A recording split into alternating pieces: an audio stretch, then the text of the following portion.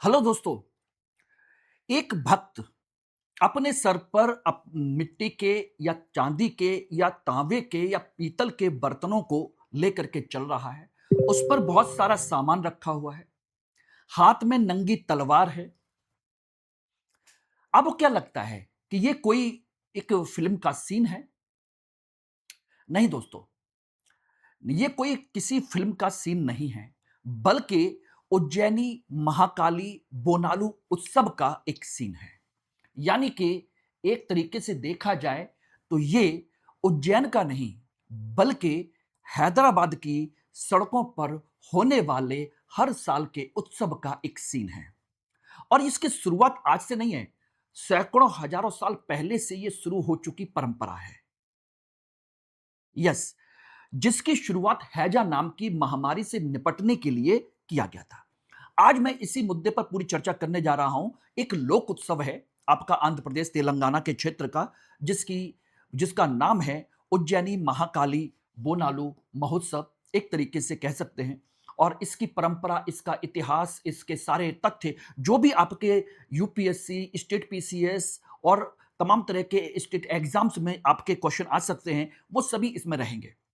और ध्यान रखिएगा, इस वीडियो को पूरी तरीके से लास्ट तक देखिएगा। इसमें सारी चीजें आपको मिल जाएंगी। आपका अगर से क्वेश्चन आ गया तो कुछ भी आपका बचेगा नहीं, ये ध्यान रखिएगा। तो बात कर रहे हैं उज्जैन महाकाली बोनालू महोत्सव, जो आस्था भक्ति संस्कृति का महापर्व है। तेलंगाना की जीवंत एक लोक परंपरा है। लेकिन इसको करने से पहले आपको इसका वीडियो या कुछ भी चाहिए तो आप मुझे मेरे टेलीग्राम चैनल को फटाफट ज्वाइन कर लीजिए, जिस पर आपको इससे संबंधित सारी चीजें आपको मिलती रहेंगी, पीपीटी भी मिलेगी।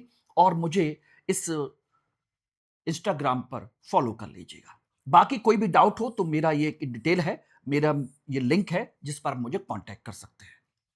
ओके, तो बोनालू उत्सव जो कंसेप्ट है, ध्यान रखिएगा, बोनम शब्द से बना हुआ है, जिसका तेलुगु भाषा में अर्थ होता है भोजनम।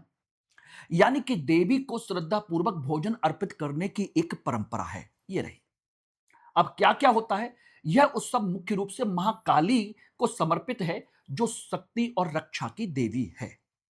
यानी कि इसमें आपके जो भक्त हैं वो देवी महाकाली का वेश धारण करते हैं, जिन्हें देवी की शक्ति का अवतार माना जाता है। दोनों हाथों में नंगी तलवार होती है, जो देवी की उग्रता और दुष्टों के संहार का प्रतीक है। सर पर कलश होता है जिसे बोनम कहते हैं, और वो चांदी का या पीतल का या तांबे का या जैसी श्रद्धा हो उसका होता है। उसमें फूल पत्ती, नीम की पत्तियां और देवी के मुखौटे से उसे सजाया जाता है। जैसे आप इसमें देख सकते हो, ये सारी चीजें इसमें रहती हैं। ठीक है ना? गले में बड़ी बड़ी फूल मालाएं होती हैं, बड़ा सा माथे पर तिलक होता है।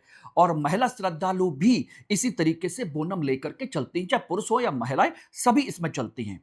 लेकिन ये जो दृश्य है, ये उज्जैन महाकाल का नहीं है, बल्कि हैदराबाद सिकंदराबाद के प्रसिद्ध उज्जैनी महाकाली मंदिर के परिसर का है, जहां पर बोनालू शोभा यात्रा निकाली जाती है। और ये आंध्र प्रदेश तेलंगाना का सबसे बड़ा धार्मिक आयोजन में से एक माना जाता है। ये ध्यान रखिएगा। और इसमें जो भोजनम शब्द जो होता है, भोजनम का जो कंसेप्ट है, उसको ध्यान से समझिएगा कि इसमें बेसिकली होता क्या क्या है। ये होता है भोजन को अर्पण करना देवी को। उसमें आपके पके हुए चावल होते हैं, गुड़ होता है, दूध होता है, दही है, हल्दी है, नीम की पत्तियां जरूर होती हैं, और एक जलता हुआ दीपक। ये कंपलसरी है, ये ध्यान रखना। और इन सबको सर पर उठा करके भक्त वहां तक इसको लेकर के जाते हैं। कई किलोमीटर लंबी पदयात्रा होती है, और पूरे नाचते गाते हुए, पूरा उत्सव मनाते हुए इसको आयोजन करते हैं। बात आती है कि इसकी उत्पत्ति की परंपरा कैसे हुई, किस तरीके से हुई। तो देखिए, इसकी जो परंपरा है 19वीं शताब्दी में शुरू हुई थी। अंधकार समय 19वीं सदी में हैदराबाद के क्षेत्र में हैजा जैसी भयंकर महामारी का प्रकोप फैला था। तो लोगों ने महाकाली मां से महामारी की समाप्ति के लिए विशेष पूजा अर्चना की, और उन्हें बोनम अर्पित करने का एक सामूहिक संकल्प लिया कि हम ये चढ़ाएंगे। ठीक है ना? और तभी से जो बोनालू की समस्या है, वो एक तरीके से वो शांत होने पर, महामारी जब शांत हो गई, तो देवी के प्रति कृतज्ञता स्वरूप बोनालू का वार्षिक उत्सव प्रारंभ हो गया। और ये जनरली आषाढ़ के महीने में शुरू होता है। इसलिए ध्यान रखिएगा। तो ये एक परंपरा है, किस तरीके से फैली और किस तरीके से ये सारी चीजें हुई। तो यानी कि महामारी को शांत करने के बाद एक तरीके से कृतज्ञता पूर्वक इसको चलाया जाता है। अब इसमें मैंने आपको बताया था कि क्या-क्या चीजें रहती हैं, आप देख सकते हैं। पके हुए चावल, गुड़, शीर्ष पर दीपक, आपकी हल्दी, नीम की पत्तियां, दूध और दही। दूध और दही ये पवित्रता का प्रतीक है। हल्दी और नीम आपकी बीमारी से रोकने का है। दीपक जो है आपके शीर्ष पर सबसे ऊपर प्रकाश का प्रतीक है। पके हुए चावल ये अन्न का प्रतीक है। गुड़ उसकी मिठास का प्रतीक है। इस तरीके से ये सारी चीजें उनको अर्पित की जाती हैं, अलग अलग प्रतीकों के साथ में। और ध्यान रखिएगा, इसमें महाकाली के जीवंत स्वरूप का आह्वान किया जाता है, शक्ति का आह्वान किया जाता है, जिसमें तलवार होती है, जो दोनों हाथों में तलवार लेकर के जो चलते हैं, दुष्टों का संहार करने का एक प्रतीक के तौर पर इसको मानते हैं। ठीक है ना? इसमें त्रिशूल भी हो सकता है, तलवार भी हो सकती है, अन्य शस्त्र भी हो सकते हैं। श्रृंगार, गले में फूलों की विशाल मालाएं होती है, माथे पर बड़ा लाल तिलक होता है, ये आप देख सकते हैं। ये बड़ी बड़ी मालाएं हैं। बोनालू उत्सव शायद आपने पुष्पा मूवी में देखा भी होगा। पुष्पा सेकंड पार्ट आया था कि भाई ये लीजिए और उस तरीके से उसको किया जाए, जिसमें हमारे पुष्पा भाऊ एक स्त्री का वेश धारण करके उन्होंने पूरा नृत्य किया था। याद आया कुछ नहीं? यस, वही है बोनालू उत्सव।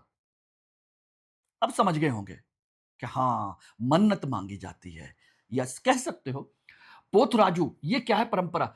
पारंपरिक जुलूसों में महाकाली के उग्र रूप का अभिनय और देवी की शक्ति का आह्वान करता ऊर्जावान नृत्य है, जिसे पोथराजू कहते हैं। ये आपसे मे बी का क्वेश्चन पूछ लिया जाए कि पोथराजू है क्या? ये नृत्य है एक तरीके से। तो देवी के उग्र रूप और शक्ति का प्रतीक माना जाता है। क्लियर हो गया? अब इसमें एक चीज और ध्यान रखिएगा, इसमें दो चीजें महत्वपूर्ण हैं, शक्ति और शुद्धि का संतुलन। एक तरफ तलवार है, जो शक्ति, बुराई पर विनाश, अदम्य साहस का, शक्ति का प्रतीक है, देवी के उग्र रूप को दर्शाता है। जबकि दूसरी तरफ आपकी नीम की पत्तियां हैं, जो रोगों से रक्षा करती हैं, शुद्धि करती हैं और नकारात्मक शक्तियों का समन करती हैं। और एक तरीके से महामारियों जैसी समस्याओं से जुड़ी लोक परंपरा में नीम प्राकृतिक औषधि का कार्य करता है। ये तो हम अभी अभी भी अपने यहाँ जानते हैं। अगर हमारे यहाँ किसी तरह की से वो निकल आती हैं, चेचक वगैरह निकल आती हैं, तो वहां पर भी नीम की पत्तियों का विशेष तौर पर उपयोग किया जाता है। और ये मनाया कहाँ जाता है?